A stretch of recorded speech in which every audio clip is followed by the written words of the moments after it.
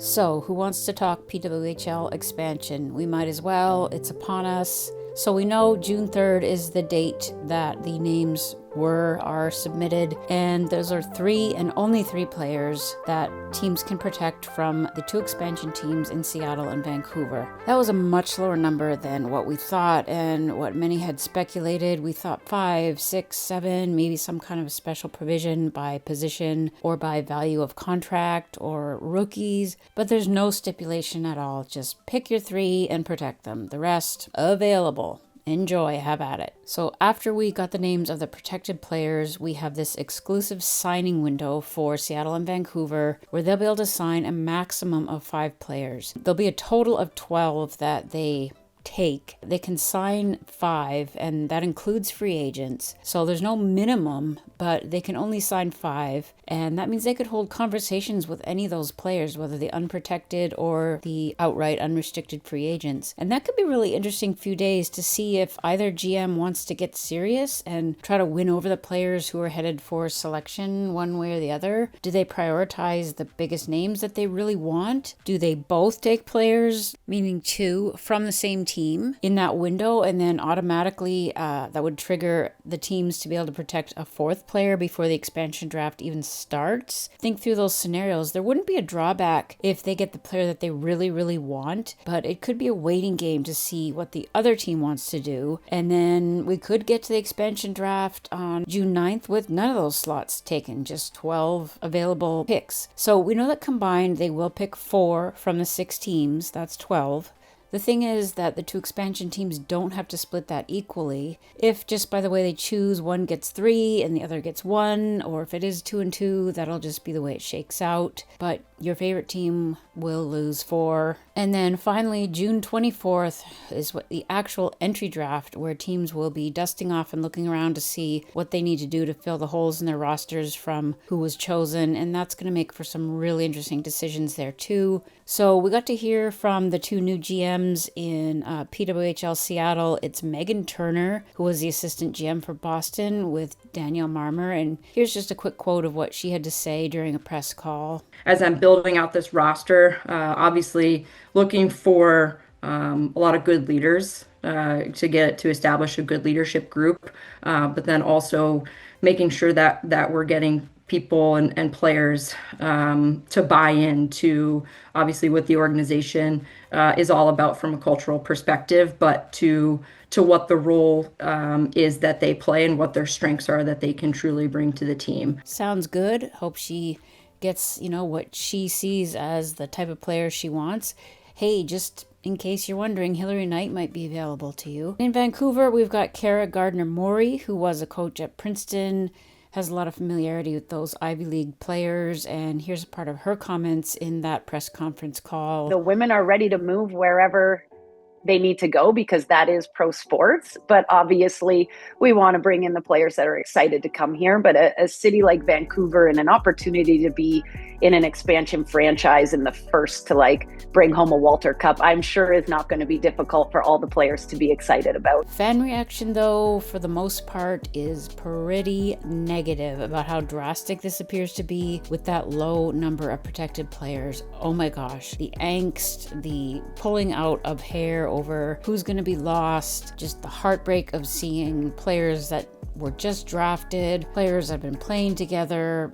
It's painful for a lot of people, and they can't believe that it's being done sort of, recklessly or just sort of haphazardly. Let's just throw this out there, kind of start over with these teams. If you look at your top 5 players on a team in some kind of order, pick your 3 that you'd like to protect, then the next 2 will probably be taken, and those are pretty good players. And then as soon as a team loses their first 2 selections, they can pick 1 more player to protect. So you'll keep your 3, you'll lose 2 that you have no control over, and then probably based on which 2 were selected, you would decide what's important to protect next. Or maybe there's just an obvious name that's there at your 6th best player that automatically you're going to want to protect. So we've already heard, for instance, in Boston, they had a real choice to make. It was pretty well thought that they'll protect Erin Frankel, Megan Keller, and then Hilary Knight, captain. one of the MVPs of the season, or Alina Mueller, their first round draft pick. And now word is that it will be Mueller protected, leaving Knight, who is from out west, to go to a new team.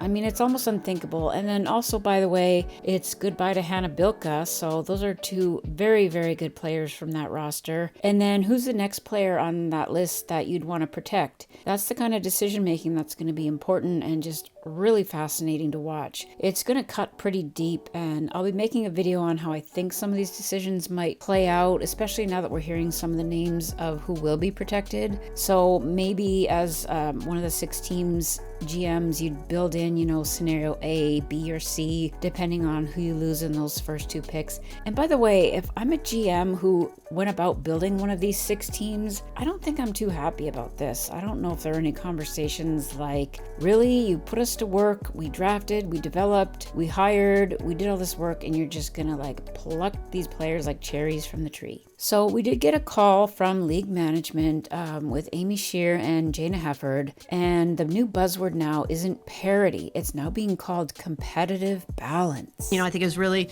critical that we got it right. Because decisions like this do shape the future of the league. So for us, the priority is always about competitive balance.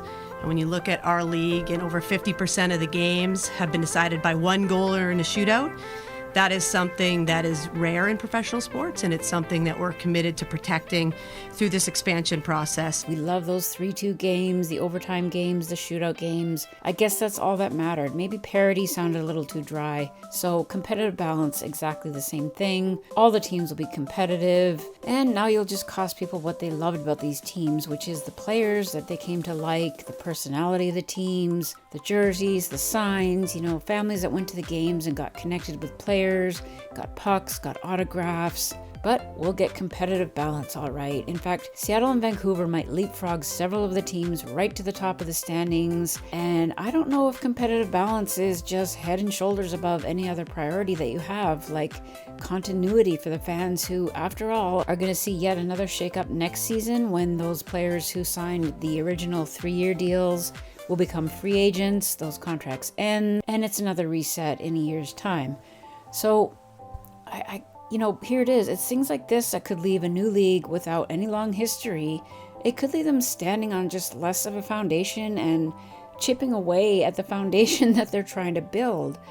Fans have been outspoken, hugely outspoken about their disappointment to lose really important and admired players in their markets. You can't discount the negative impact of that as much as you want to say this is exciting, adding new teams and new fans and building. I'm not sure if it wouldn't have been better to wait a year to do this expansion when those initial contracts were off the books and there's going to be a pretty wide open free agency anyway. That would have been chaos, but this way you're going to have some unwanted chaos this year and then maybe some more next year with players maybe returning to their original teams. So 2 summers in a row of learning new players, welcoming, saying goodbye, dealing with growing pains. And I just think engagement is being overlooked in favor of competitive balance. So get ready, because at least a couple of your favorite players are just as good as gone. In fact, probably 4 of them. And I think it's going to be exciting for Seattle and Vancouver for sure. They're going to have great teams. But for the remaining teams and fans, it's definitely just going to take a little bite out of our enthusiasm for a year. So like I said, I'll be posting another video on who I think is protected, who we've learned is most likely being protected already, who's not, and how it might shake out. So let me know your thoughts, good or bad. By the way, please hit the thumbs up. That is a really important metric for our videos. And stay tuned. We'll be right back with another one. Let me know your thoughts on PWHL Expansion Chaos.